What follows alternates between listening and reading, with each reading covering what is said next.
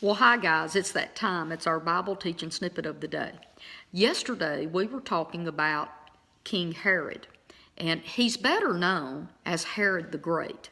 The reason I want you to know that is because he has 3 sons, and for some reason this paranoid man did not kill these 3 sons, and these sons would take over his kingdom after he dies and be kings of their own. So he has 3 sons, and their names are Herod Archelaus, Herod Antipas, and Philip the Tetrarch. So his 3 sons, his kingdom would be divided between the 3 of them, and they would all rule in different little areas.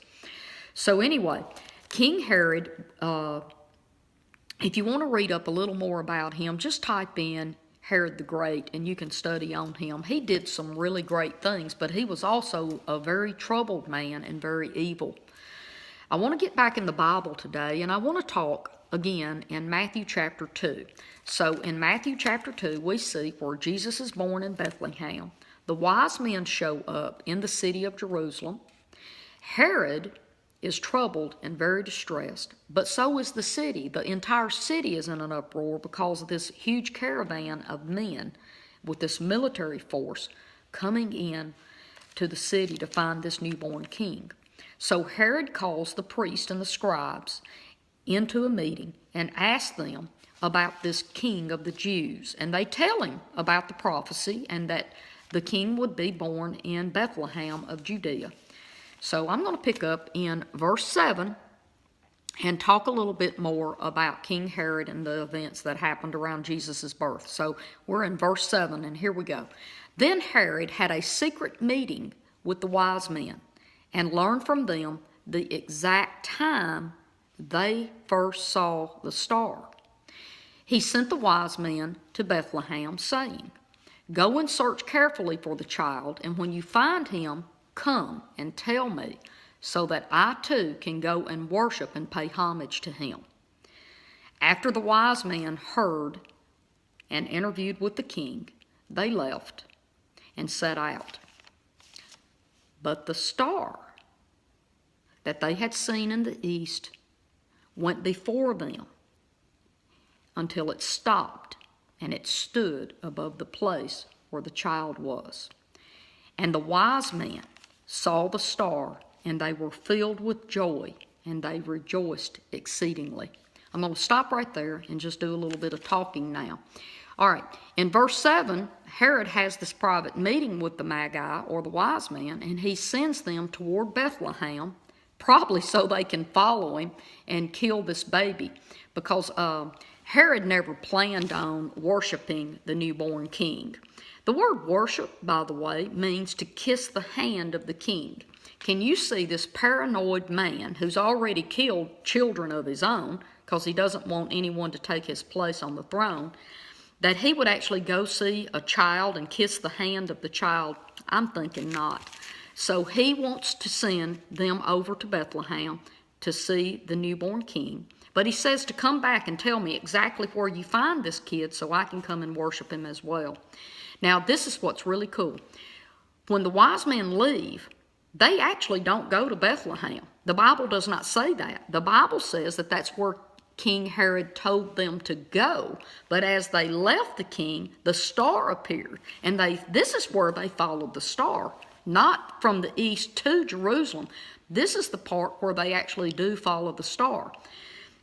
The star appears again, and they notice it, that it's the same one they saw earlier in the year, probably 18 months earlier. And so now they're like, oh, this is his star appearing again. And they follow it, and this star leads them to the house where the child, who is now 2 years old, is at. Now, Jesus was not in Bethlehem anymore. So what I'm telling you, right now, let me just go ahead and do this. Let's start here, because I want to make sure you understand the timeline, because when you do, it makes sense. So Jesus is born, okay, and from Nazareth to Bethlehem is 80 miles. So Joseph and Mary comes from Nazareth to Bethlehem, 80 miles away. Joseph registers for the taxation, him and Mary, in Bethlehem. Now, Jesus is born while they're there. And 8 days later, after Jesus is born, they go to the temple in Jerusalem, which is 6 miles away from Bethlehem. He's circumcised and legally given his name. And a lot of time they registered the names of the male babies in the temple because they're Jews and they might be in the priesthood. So they kept records of the births. Okay, so then Joseph and Mary goes back to Bethlehem, and they stay in Bethlehem until Jesus is 40 days old. 40 days. This would be 8 days after his circumcision, 33 days while Mary is going through her purification period, as in the Moses law. So on the 40th day, they return to Jerusalem, 6 miles back to Jerusalem, and they go back to the temple where Jesus is blessed by the prophetess and by the priest. And I can talk about that a little later.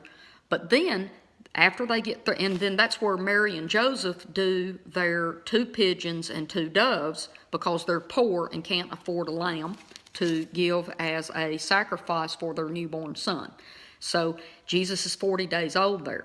From there, Mary and Joseph would have no need to go 6 miles back to Bethlehem. At this point, they've stayed for Jesus to be circumcised, for their temple sacrifice to be offered, and they head home to Nazareth where they came from, okay?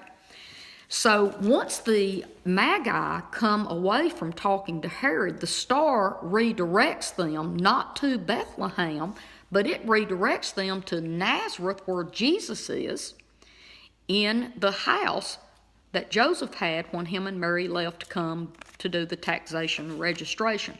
Now, if you look in Luke chapter 2, verse 39, it says they go back to Nazareth. So this is where I'm going to stop my teaching today, but I just wanted to get you a timeline because very few people understand that. So the Magi was not there the day Jesus was born. Okay, the wise men did not come on the day Jesus was born. They came about 2 years later, and they didn't go to Bethlehem like the king told them to. They followed the star over to Nazareth where Jesus would be 2 years old. Now tomorrow I'm going to pick up on the story, and we're going to keep going on that. But God bless you, and I'll see you again really soon. Bye-bye.